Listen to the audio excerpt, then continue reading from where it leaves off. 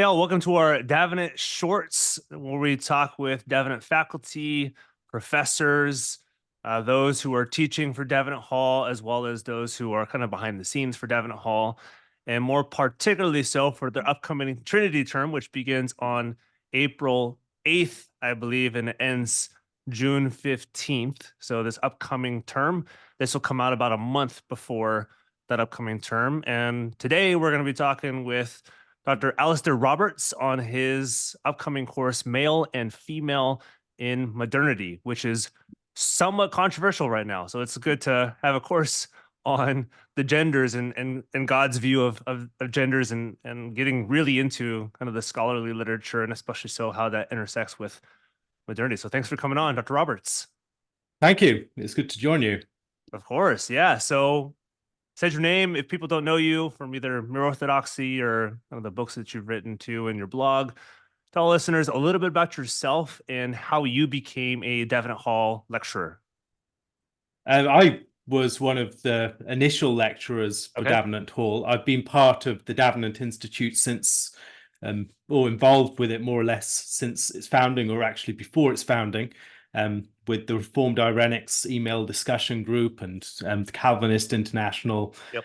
And out of that arose Davenant Hall and its work. So my concern has always been primarily to teach people how to read the Bible in greater depth. But one part of my work has always involved commenting on certain live social issues surrounding particularly issues of sex and gender. And so this is one of the things that I'll be doing in my forthcoming course. But most of the time when I'm teaching for Davenant Hall, I'm teaching Bible courses, currently teaching a course on the Bible and politics. And my previous course was John and Revelation. You just want to get more and more controversial each and every course that you teach.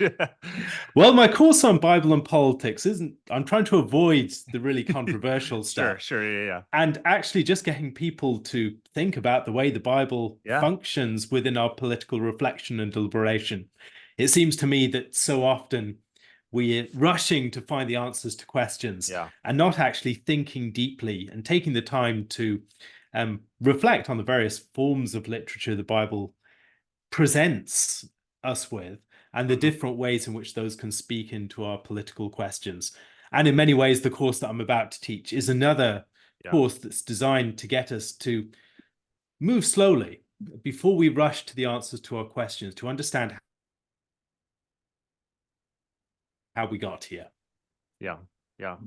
Well, in my time, it was 15 minutes ago, but in podcasting publishing time, it was 2 days ago with Dr. Lynch, and he's one of the supervisors for the PhD program. So I think you're also one of the PhD supervisors for like the newly established partnership. So if you want to talk about that a little bit and kind of your research. Well, it's new for me. It's new for me yet. I haven't really had any supervisees, so that's still to come. Okay. My primary area of focus is biblical theology. So my work has, over the last few years, been very much focused on things like my Biblical Reflections project. So I'm going chapter by chapter through the Bible and doing about 10 to 15 minutes commentary each chapter to help people to read the Bible in more depth. So that's always been my area of interest, and particularly getting people to think typologically, to read the Bible as a literary text as well, and then to go beyond those things to reading it theologically. And so I'm hoping to supervise some projects in that broader area of biblical theology. I like it. Ideally typology and the symbols of scripture and that sort of thing. Awesome. So being with Davenant Hall essentially from the beginning, and like you said, from before the beginning, what I think you have a good grasp on what makes Davenant Hall unique within kind of landscape of theological education. So if you can talk about its uniqueness within the landscape with so many options for students, why should they consider Davenant Hall? I think one of the things that really makes Davenant Hall unique is just the sorts of classes that we're teaching. I've been very impressed with what I've seen from my fellow lecturers and professors in the course offerings. There is a wide range of different topics that you wouldn't find elsewhere. I think also another thing is the way that we present an affordable option for people Mm-hmm. who want to audit, who want to experience what it would be like to have a theological education and to whet their appetite. So, for instance, my wife Susanna recently took a course on Plato and Mm. loved the course. It was very much the experience of going back into that grad school environment Mm-hmm. that she enjoyed, but also I think for many of my students, they would not be able to afford the time or the money Yeah. that a regular um, theological program would require, or they don't have the ability to leave their family in without their regular support and Mm-hmm. go off to attend some university or seminary. And so providing these shorter courses that are easy to audit at a very affordable rate, I think has been a godsend for many. There are a great many of my students who would not be able to take such a course were it not for what Davenant offers. Awesome. So I already talked about the title. And while the title may be somewhat self-explanatory, male and female in modernity, if you can maybe not tweak, but kind of dive into the course a little bit, what's going to be taught? What is this course and why are you teaching this in this term? Yes, so I've taught another course on a related subject Okay. last year. The course was on a biblical theology of the sexes. Okay. Now, what I provided in that course was very much an in-depth exploration of biblical teaching surrounding men and women and the way that the Bible, in many different ways, speaks to those sorts of questions. Male and female are very much part of the deep symbology of the scripture. So Mm-hmm. if you're reading something like the book of Genesis, you might scratch your head. Why do we have something like the sign of circumcision? That's Mm-hmm. not just a random sign. You can No. think of all sorts of signs you could have of the Yeah. covenant, but this particular one suggests that there's something significant about that site of the body, about the distinction also between men and women. This is not um, a symbol that can be applied in the same way to men as to women, or to women as to men. And so those sorts of questions, or thinking about the way that some of the great works of God begin with women struggling in birth, the Yeah. story of the Exodus, in the story of the kingdom, beginning with the story of Samuel, or the story of the gospel, of course, Mm-hmm. or the way in which the prophets use this image of God relating to his people as a husband to a wife, or the way in which the teaching that we find in the Apostle Paul is drawing upon deep themes that we find in Genesis chapters 2 and 3 concerned with the creation. So I wanted to encourage the people taking the class to think more deeply about what the scripture has to say. The Hmm. course that I'm going to be offering this coming semester, this coming term, is going to be a different course. It's not going to cover the same territory. Hmm. It's going to be one that you can take without having taken that previous course, but it will be complementary in the sense Hmm. that it is one of the features of our current time that these questions that were tackled in various ways in the past have suddenly come with a certain urgency. They have become live issues in ways that they never were in the past. Yeah. And the question is why? What has changed? Hmm. What are some of the reasons for the current issues that we struggle with within the culture more widely, but then also as Christians and within our churches? What are some of the material factors that have changed? Things like our technologies, things like the way that society is ordered in its work, or the way in which our political life is ordered, or thinking about things such as the way that the family has changed and its structure, the way that we think about what the family is, how we've changed our understanding of marriage, and how some of those sorts of Hmm. changes have led to some of the ideological struggles that we now face. Those ideological struggles did not come like a bolt from the clear blue sky. These Hmm. are things that have arisen Hmm. as a result of these various other pressures. So I want us to step back from the immediacy of the issues and the fights that we have over things such as feminism, or things such as women in ministry, or Yep. things such as transgenderism, or things such as same-sex marriage, step back Hmm. and think about, why are we having these debates in the first place? Hmm. What is the reason why issues that we never talked about in the past? There was never any question of same-sex marriage in the past No. as there is now. Why is that? Hmm. And I think that as we pay attention to some of the features of modernity, that will start to make more sense. And so I'm hoping that out of this class, the students that take it will get a bit more familiarity with the sorts of questions behind the questions, and also with some of the ways in which an alertness to those can maybe open up new avenues for the conversation and for various discussions that seem to have arrived at an impasse. Hmm. And having stepped back, maybe to be able to get to that level where the conversations are sticking. Okay. Yeah. So my assumption is you got the listeners' interest peaked because you got my interest peaked. And what a lot of students want to know before taking the course, rightfully so, is what are some of the stuff I'm going to be reading? What, maybe if you can tease some of the readings and some of what's the material being engaged in this course that they'll be looking through.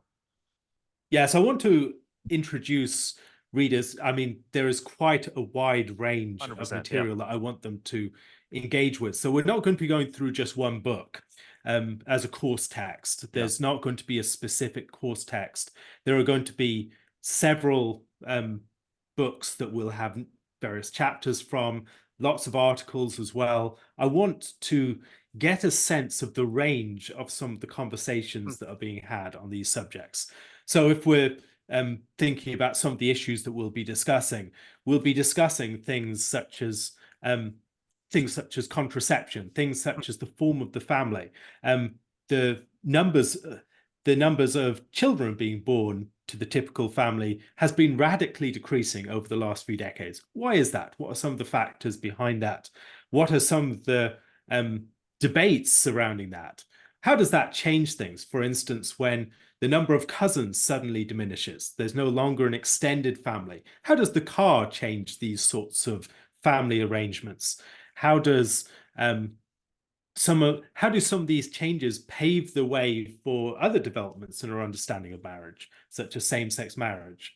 And then thinking about our relationship with our bodies, some of the ways in which a more transhumanist understanding of the body is something that is opened up by new Mhm. technologies, and also how those new technologies open up new ideologies for the body, and vice versa. So a new ideology of the body paves the way and encourages developments in new transhumanist technologies. So, for instance, we'll be thinking about um, reproductive technologies, Hmm. reading books such as Oliver O'Donovan's Begotten Yep. or Made. Yep. We'll be thinking about, that was recently republished by Davenant Press, highly recommended book. It gets into some of these deep questions of bioethics. Hmm. And then thinking about something such as the economy, and how the economy and the way that we work changes the way that male and female relate to each other. So reading something like Von Illich's book, Gender, it's a very thoughtful book, Hmm. very strange book in its own way, just the way it's written. And I would recommend that students really dig into some of these sources, along with a lot of other articles and um, other material that I want to. These are the questions behind the questions. Yeah. These are very live issues in the church today. And I think with a better understanding, we'll be equipped to deal with the pressing questions that we're being pushed to answer in a way that is not so um, reactive or Yeah. anxious. We'll also be able to understand some of the ways in which, when we're answering these questions within our society at large, we're answering from a position of weakness and compromise ourselves, Hmm. because we've also been affected by these Yep. forces. And so understanding those forces, I think, will give us greater self-knowledge and a greater awareness of some of the ways in which we need to adjust and change. So we'll be thinking also about some of the ways in which the conversation around feminism has developed, some of the things surrounding gender ideology. We'll be thinking about the various ways in which these movements have been politicized and the ways that movements contrary to those movements have also arisen and how they can have their own sorts of distortion. What does it mean to be male and female in the context of the internet or in a context of a highly consumerist culture where our identities are very much connected to what we consume rather than what we produce? And these and many other questions are the ones that I'm hoping that we get into in the course. The course is going to be very interactive. I typically have an extra hour at least every week, which is time given for office hours, and we just use that time to discuss questions that are raised by the students. There will be time for discussion among the students themselves, and I'm hoping that the course will leave students not necessarily with all the answers, but with a sense of how to think through these issues with more clarity. Yeah, no, that's really interesting. So, a student comes in, and my assumption is you don't want to just insert knowledge into him or her on gender and ideology and just kind of whack somebody over the top of the head. It's like, no, that's not how you're supposed to think of it. This is how you're supposed to think of it. I've read all the books and you haven't read all the books, so I'm better at doing this than you are. I assume you want to shape them after this course, like you want them to think a certain way or to act a certain way. So how are you hoping this course shapes your students after taking it? I hope at the outset that they will have just a better understanding of the debates. So that's the first aim, Yep. so that they understand why are these things being debated as they are. And that will require, among other things, a sympathetic understanding of people with whom they are going to strongly differ. At least I hope they will strongly differ. Of course. And so we're going to be reading people that I very strongly disagree with, Yeah. and I hope they will strongly disagree with. But in to the end, that having understood them, they'll be able more clearly to respond to them. And then there will also be time within the course where I present what I believe a Christian response to some of these issues should be. Ways in which we can take the force of the argument, understand how to reckon with that, and to give a response that is thoughtful, one that is really addressing the root issues and identifying those root issues. And also, in many of these cases, there's not an answer to the problems, there's not a solution even. We need to think carefully about what a response might be. And a response requires not just giving certain ideas in response to other ideas, but trying to respond to specific crises or specific challenges that face us in the modern world. And that requires creativity, it requires new forms of life, it requires new forms of society, new institutions, new laws, perhaps.